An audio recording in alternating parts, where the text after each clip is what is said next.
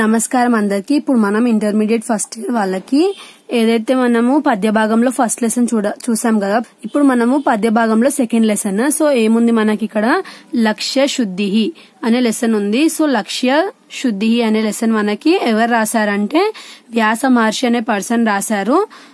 మహాభారతం నుంచి తీసుకున్నారు ఈ లెసన్, ఆది పర్వ నుంచి. సో ఈ లెసన్ లో ఏముందో చూద్దాము. According to the instructions of the Bhishma, Acharya Drona gave so ఎవరైతే భీష్ముడు ఉన్నారో ఆయన ఏం చెప్పిండంట, ద్రోణాచార్యునికి gave training to the Kuru princes. So Kuru princes అంటే ఎవరెవరు, కౌరవాస్ ఇంకా పాండవాస్ కి ట్రైనింగ్ ఇచ్చినట్టు ఎవరు, ద్రోణాచార్యుడు. ఎవరు చెప్పడం వల్ల, భీష్ముడు చెప్పడం వల్ల. Later one day Drona wanted to test their princes. So ద్రోణాచార్యుడు ఇప్పుడు గురువు కదా, సో వాళ్ళ శిష్యులని అతను ఏమనుకున్నంట, టెస్ట్ చేద్దామని అనుకున్నంట, కాన్సన్ట్రేషన్ ఎంత ఉంది వాళ్ళకి బాణం వేసే దాంట్లో అని చెప్పి. Then the following day Drona assembled their princes all together in a place. Before he assembled the princes, Drona placed an artificial bird named Basa on the top of the tree secretly and said, "Sons, it was the target. Bring your bows and stand there, aim at the bird which was on the tree." Then they were ready to hit the target, but Drona addressed Dharmaraja first and said, "Ho Yudhishthira, take up the bow and aim at the target as I give the order, then you should hit the target." On hearing the words, preceptor Yudhishthira were inspired and took his bow and stood there aiming at the bird. So ఇక్కడ ఏం చెప్తున్నారు, ఎవరైతే ద్రోణాచార్య ఉండో అతను గురువు అంట. So ఎవరైతే వాళ్ళు భీష్ముడు చెప్పడం వల్ల కౌరవాస్కి ఇంకా పాండవాస్కి అతను ఏం చేసిండంట, ఏదైతే ట్రైనింగ్ ఉందో అది ఇచ్చిండంట. సో వాళ్ళని టెస్ట్ చేద్దామని చెప్పి ద్రోణాచార్యుడు ఏం చేసినాడంట, ఒక రోజు ఒక బర్డ్ ని, ఆర్టిఫిషియల్ బర్డ్ ని ఒక చెట్టు మీద పెట్టి, వాళ్ళకి తెలియదంట. సో అతను వాళ్ళు వచ్చే కంటే ముందే పెట్టేసి ఏం చేసినాడంట, వెయిట్ చేస్తున్నాడంట వాళ్ళు వచ్చే వరకు. వచ్చిండ్రంట, అందరినీ నిల్చోబెట్టినాడంట లైన్ గా. అంటే బర్డ్ ఆర్టిఫిషియల్ అని చెప్పి అక్కడ ఎవరికి తెలియదంట. సో వాళ్ళు రాగానే ఆయన ఏమన్నాడంటే, పైన ఒక బర్డ్ ఉంది, మీరు ఏం చేయాలి, దానికి గురి పెట్టి దానికి మీరు ఏం చేయాలి, కొట్టాలి బాణం అని చెప్పి చెప్తారంట. చెప్పంగానే ఫస్ట్ అయితే ధర్మరాజు, యుధిష్ఠిరుడు అంటే పెద్దన్న ఉంటాడు కదా, సో అతనికి ఫస్ట్ నువ్వు బాణం తీసుకుని ఫస్ట్ నువ్వు కొట్టు అని చెప్పి చెప్తాడంట ఎవరు, ద్రోణాచార్యుడు. Then Drona said to Dharmaraja, "Oh son, do you see the bird which was hung on the top of the tree?" The boy replied that he has been see the bird at the moment. Drona asked, "Oh child, do you see the tree, me, your brothers and the bird?" Then Dharmaraja replied that he has been see all of them including the bird. Having heard it, Drona was disappointed and he told Dharmaraja that he cannot hit the target, hence stand apart. After Drona invited Duryodhana and other sons of Dhritarashtra as well as Bhima and other princes, and he asked the same what he asked Dharmaraja, but all of them said they saw everything. So they were reapproached by the teacher. So next passage lemundi, having heard the words of Drona, Arjuna was inspired and took his bow and stood there aimed at the target. Then Drona asked him the same what he asked to Dharmaraja and other princes. At the moment Arjuna replied, "Oh Guru, I see the bird only, neither the tree nor you and also my brothers." Then Drona was feeling happy and asked him that if he sees the bird only, then tell him more about the target. Arjuna replied, "Oh Guru, I see the head of the bird only and not its body." On hearing it, Drona felt very happy and said to Arjuna, "Oh child, so without hesitation release the arrow and hit the target." Then Arjuna cut the head of the bird on the tree with his sharp arrow and it fell down. Having seen it, Drona appreciated Arjuna many ways. So ఇక్కడ ఏదైతే మనకి ముందు చెప్పిండ్రో అక్కడ ఏమైంది, first bird అనేది secretly అక్కడ పెట్టిండు, artificial the పెట్టిన తర్వాత అక్కడ ఏమైంది, ఎవరైతే ధర్మరాజు ఉన్నాడో అంటే పాండవుల పెద్ద ఉన్నాడో ఆయన ఫస్ట్ పంపించినారు, నువ్వు ఫస్ట్ వెళ్ళి ఆ బర్డ్ ని కొట్టు అని. నీకు ఆ బర్డ్ కనిపిస్తుందా అని అడిగిండు ధర్మరాజుని. అప్పుడు ధర్మరాజు ఏమన్నాడు, బర్డ్ కనిపిస్తుందా, బర్డ్ కనిపిస్తుంది, బ్రదర్స్ కనిపిస్తున్నారు, మీరు కనిపిస్తున్నారు, అందరు కనిపిస్తున్నారు అని చెప్పిండు ధర్మరాజు.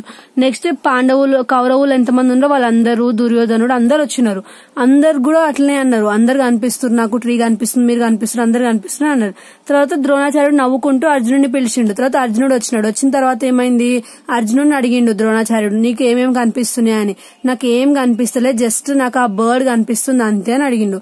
సో నీకు బర్డ్ కనిపిస్తుంది కదా, ఇంకా చెప్పు ఆ బర్డ్ లో నీకు ఏం కనిపిస్తుంది అని చెప్పి అడిగిండు అడిగిండు ద్రోణాచార్యుడు.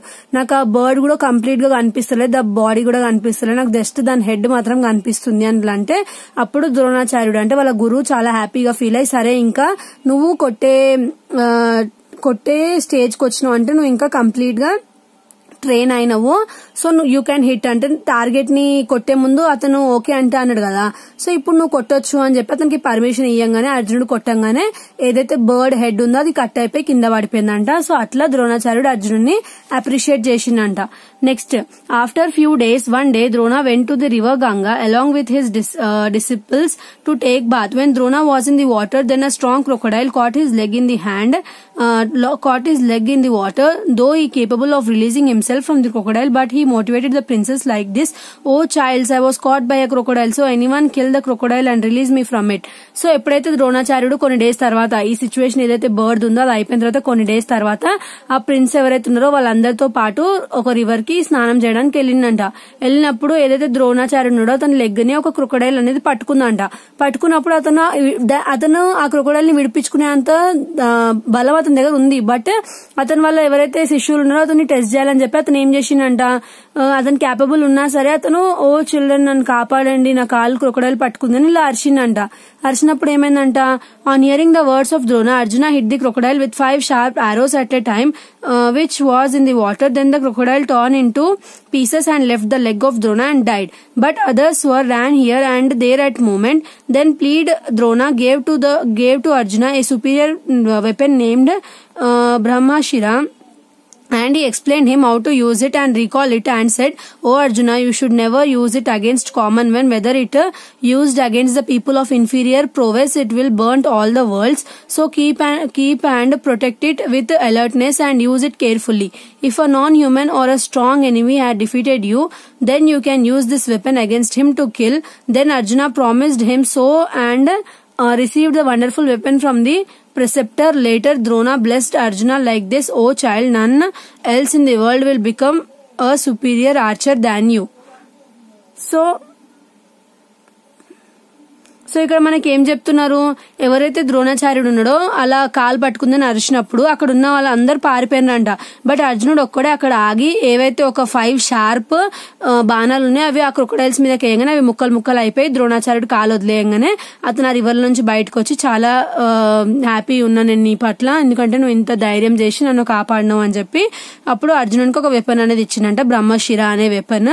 సో ఆ వెపన్ ని యూజ్ చేసుకోవచ్చు, నువ్వు ఎప్పుడు అది కామన్ మ్యాన్ పట్ల యూజ్ చేయకూడదు, అది మొత్తం వరల్డ్ ని అంటే లోకాన్నే అంతం చేసేంత పవర్ఫుల్ వెపన్. సో నువ్వు దాన్ని చూసి ఆచితూచి వాడాలి అని చెప్పి ఎలా వాడాలనే ప్రాసెస్ చెప్పి ఈ వెపన్ నువ్వు ఎప్పుడన్నా నీకు ఎవరన్నా రాక్షసులు గాని ఇంకా హ్యూమన్ కాని వాళ్ళు అంటే మనిషి కాని వాళ్ళు ఎవరైనా ఉంటారు కదా, అలాంటి వాళ్ళ పట్ల నువ్వు యూజ్ చేయొచ్చు, యూజ్ చేసి నిన్ను రక్షించుకోవచ్చు అని చెప్పి ద్రోణాచార్యుడు ఆ వరంగా అతనికి ఆ వెపన్ అనేది ఇచ్చినాడు. ఇయంగానే అర్జునుడు చాలా హ్యాపీగా ఫీల్ అయ్యి ఆ వెపన్ ని తీసుకున్నాడంట సంతోషంగా. తీసుకున్న తర్వాత అప్పుడు ఎవరైతే ద్రోణాచార్యుడు అతనికి ఏమని బ్లెస్సింగ్ ఇచ్చిండంట, నీలాంటి బాణం వేసే వ్యక్తి ఈ లోకంలో ఎక్కడ ఉండడు, అంటే ఎవరైతే గురి పెట్టి కరెక్ట్ చేస్తారు కదా, సో అలాంటి ఆర్చర్ ఎవరు ఉండరు, నీకంటే గొప్ప వ్యక్తి అని చెప్పి అతనికి ఏమి ఇచ్చినట్ట బ్లెస్సింగ్ అనేది ఇచ్చినట్టు ఎవరు ద్రోణాచార్యుడు అర్జునునికి. సో ఇలా అతను వరం తీసుకున్న తర్వాత ఇంకేమైంది, ఇక్కడతో ఈ స్టోరీ అనేది ఎండ్ అయిపోయింది. సో ఇది మనకి లెసన్ లో ఉన్న స్టోరీ. నెక్స్ట్ వీడియోలో ఇది పద్య భాగంలో సెకండ్ లెసన్, నెక్స్ట్ పద్య భాగంలో ఇంకో లెసన్ ఏముందో నెక్స్ట్ వీడియోలో చూద్దాము. Thanks for watching.